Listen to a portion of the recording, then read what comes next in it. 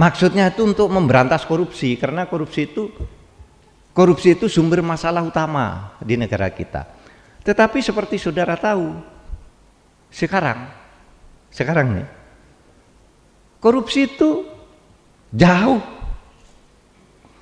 lebih meluas dan masif dibandingkan di era Orde Baru. Saya selalu mencontohkan gini, gampang.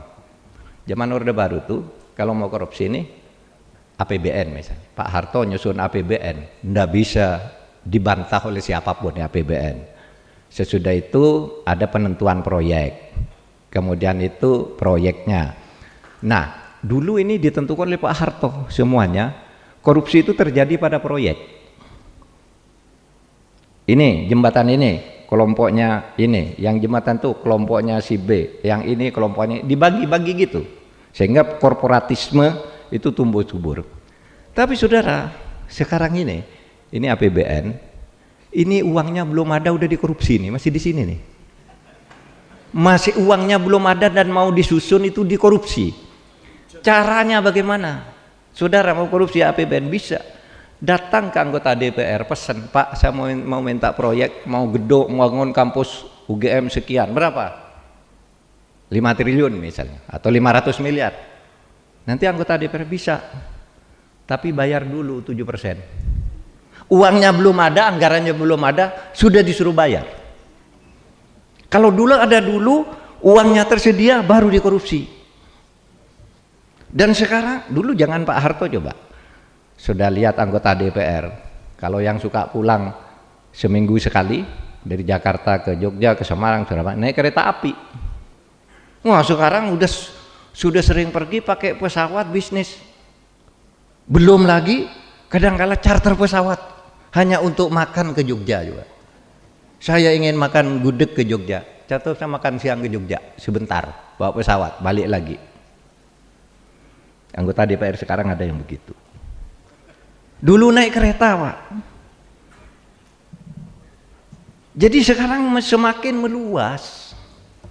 Dan itu persoalan kita, sehingga kalau ditanya Pak, mengapa zaman Orde Baru itu kok korupsinya sedikit, sudah dibilang besar, sekarang besar ke orang tenang-tenang aja